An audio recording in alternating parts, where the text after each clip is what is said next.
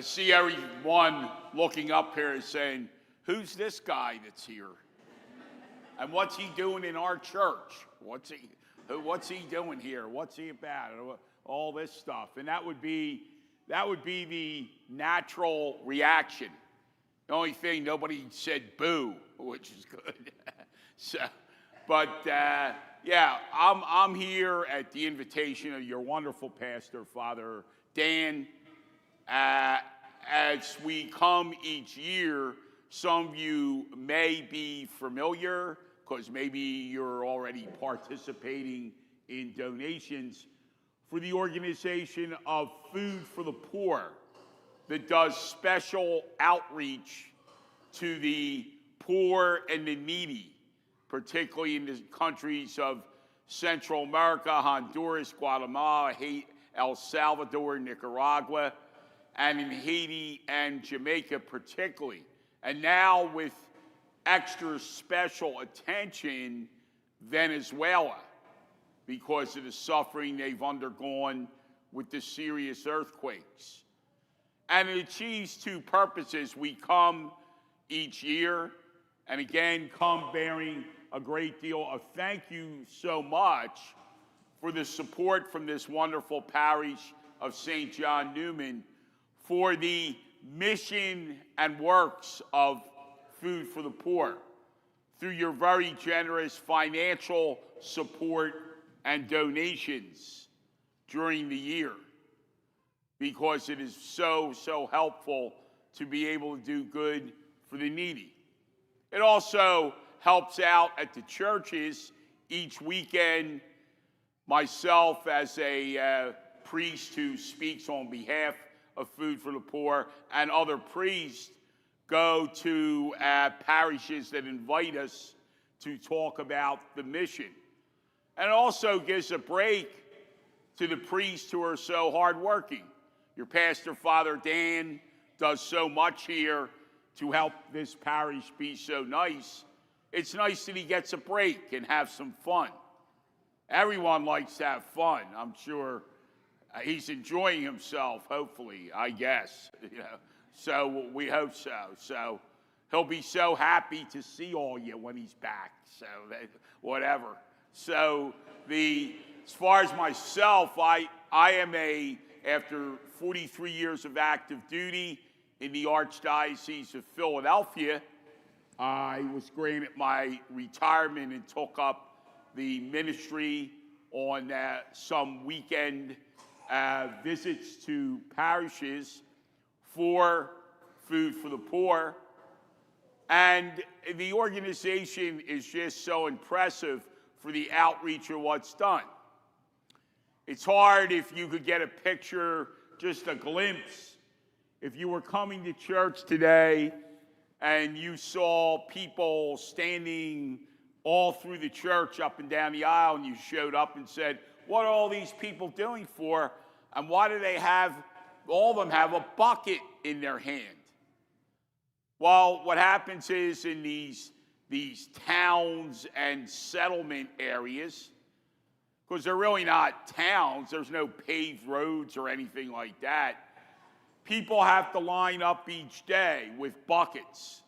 And they hopefully get in line, and they come to what is like a water spigot, like you have for your garden hose to water your lawn. And they fill that bucket up, and that's all the water they'll have for the day. And that's it. Nothing else. And then if they don't able to fill their bucket, then they don't have any water that day. Imagine, it's hard for us to think of a day, oh, I turned the faucet on, we don't have any water today. That would be a sheer panic. And you see people going into big trash piles, and they're picking out cans and bottles, and they hope to redeem them and get a few dollars a day. Hopefully they can get something to eat with that. But because of your help and your generosity, Food for the Poor can go out to these areas, and they can bring tractor trailers in and just bring them into the area and people get much needed basic food. They get some clothing. And in the areas too, in working on projects, we're able to build housing for the people, some basic type of brick and block homes.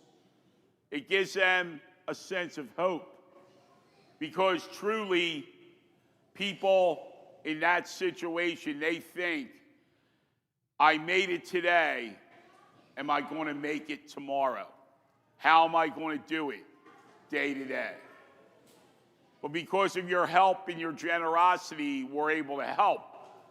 And in the center aisle and thrown around the church, but particularly on the back table in the entryway of church, there's these Food for the Poor brochures. And it's very easy to make a donation. It's a tear off. You can just tear it out, and it has the story of the housing and the needs of the families in Central America. And if you make a donation, you can put the donation in the envelope. It's postage paid. You can lick it, seal it, and drop it into the post office box. Or better yet, bring it back in the Sunday collection next week, drop it in the collection offering box, and the staff will see that it gets sent into the office.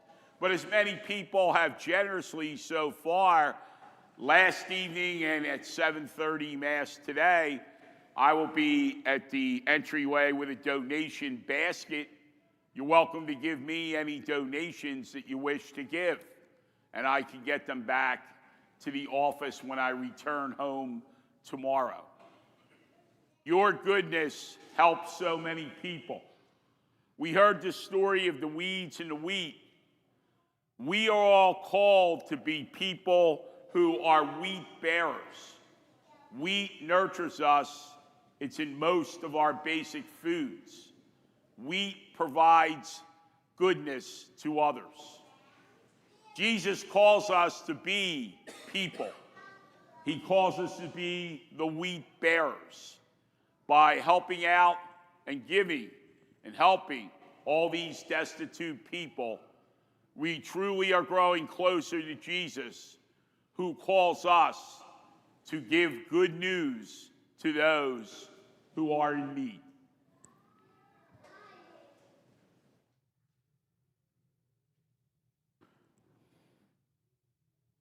And as we are people of faith, let's stand and let's profess the faith we believe. I believe in God,